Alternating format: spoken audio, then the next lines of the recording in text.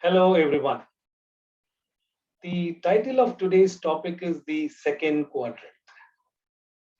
Today, we are going to discuss about a powerful tool which is called as Eisenhower Matrix.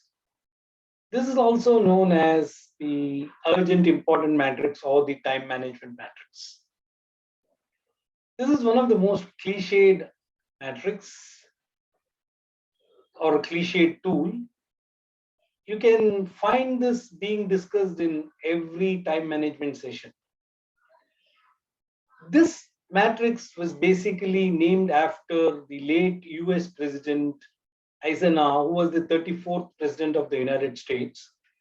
He was supposed to be very organized and he classified his activities into urgent and important. As I was mentioning, in many sessions where this matrix is being discussed, generally people say, oh, it is very difficult for us to classify our activities as mentioned by this matrix, as recommended by this matrix, and so on. However, if we understand the key aspects of this matrix, we will be able to use it effectively and to get the best out of it. So let us now discuss in detail about this matrix.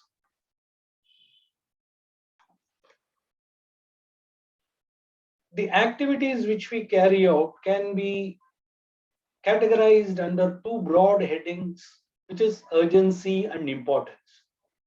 Again, depending on whether it is high urgency or low urgency, or high importance or low importance, we can classify these activities into four quadrants. Now let's look at these four quadrants. The first quadrant is urgent and important. It is like a sword hanging above your head. If we do not complete these activities on time, it's going to give us great impact. Quadrant number two is important but not urgent. If we do not complete these activities on time, then they may shift to the quadrant number one. These activities will help us for the long-term gain. Quadrant number three is urgent, not important. Typically, these are the activities which we do to address to the request of others, or we heed to the pressure that is given by others on us, which may not be important for us actually.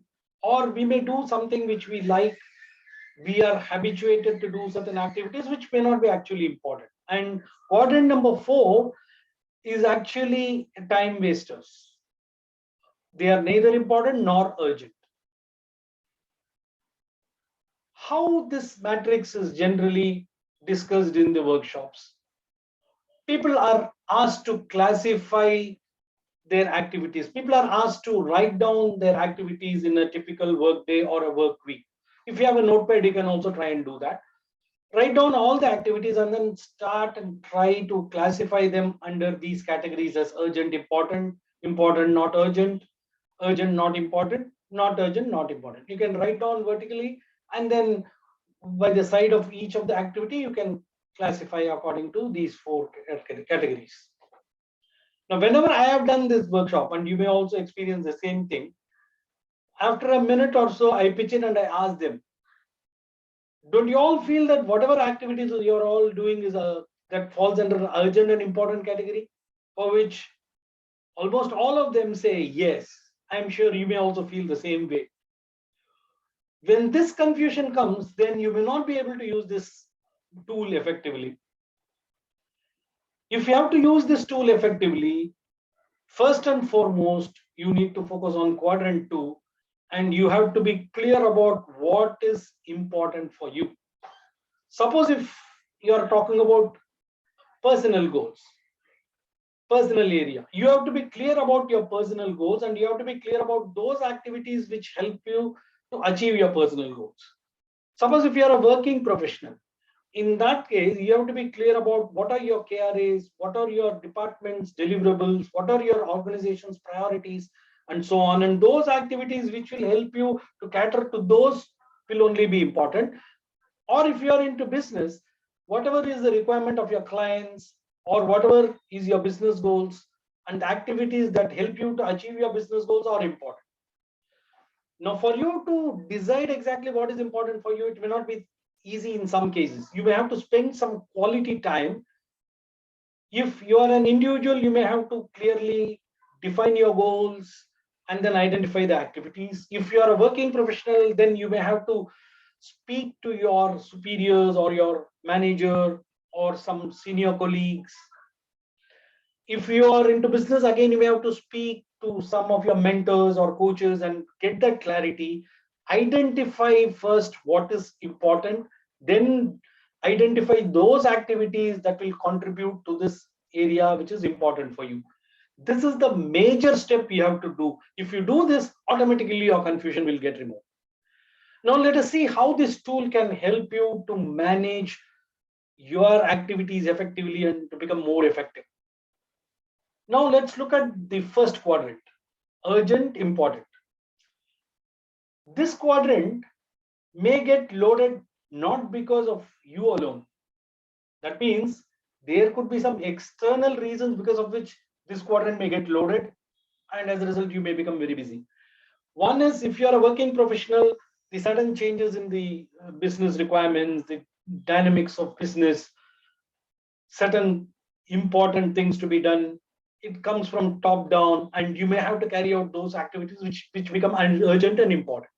Suppose if you are a businessman or a businesswoman, again, the requirements from the clients, the changes in the market, those activities will come here and your quadrant one may get loaded. Now, the quadrant one may also get loaded because of you. Why? If you do not complete the activities here in quadrant two on time, then it shifts to quadrant one. I'll give you a very basic example. Think about payment of electricity bill. It is an important activity, but if you don't pay till last date, then it moves here. Similarly, whether it's your personal goals or if you're a working professional or a businessman, if you don't do those activities which are important on the stipulated time, then your quadrant one becomes full and then you start struggling. So if you have to reduce the load on quadrant one, which is obviously the focus, you have to do the activities in quadrant two on time. But if you don't find time, you have to create more time by attacking those activities that are there in quadrant three and quadrant four. To begin with, let's first focus on quadrant four, because quadrant four is a low hanging fruit. I am not going to give any specific example for not urgent, not important, because any activity on its own cannot be classified as good or bad.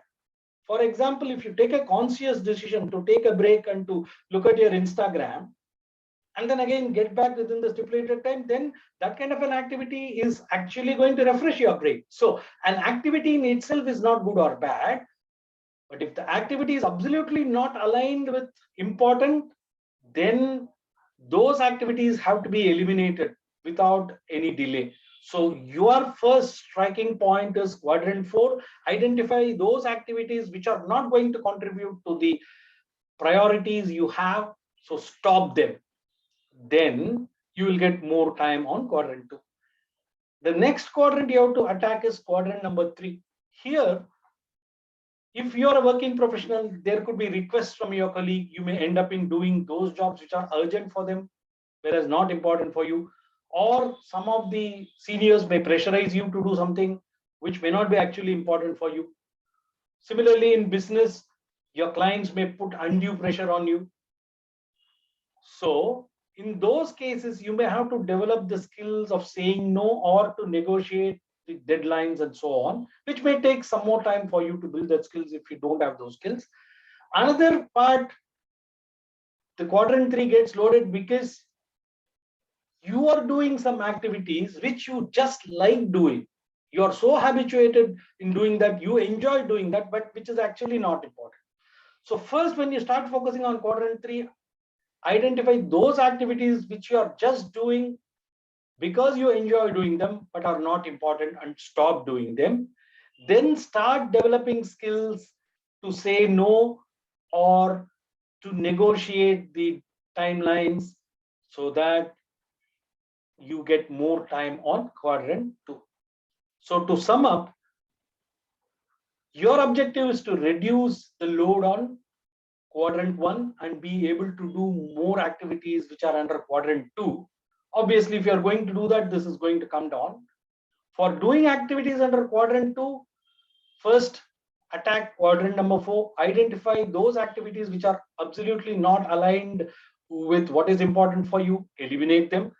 Then focus on quadrant 3, work on developing skills to say no and to negotiate on the timelines.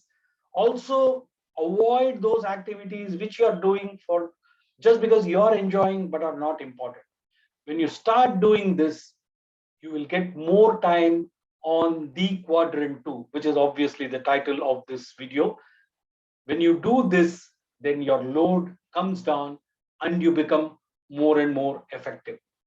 As I mentioned, it may require some time for you to decide what exactly is important. If you don't decide what exactly is important, you will get confused in classifying these activities. So deciding what is important for you is very crucial.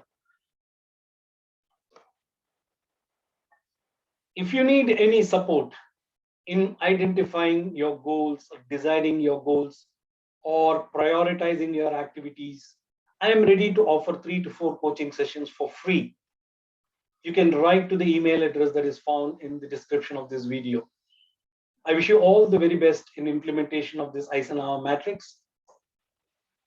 Till we meet in the next video, follow COVID protocols, stay safe.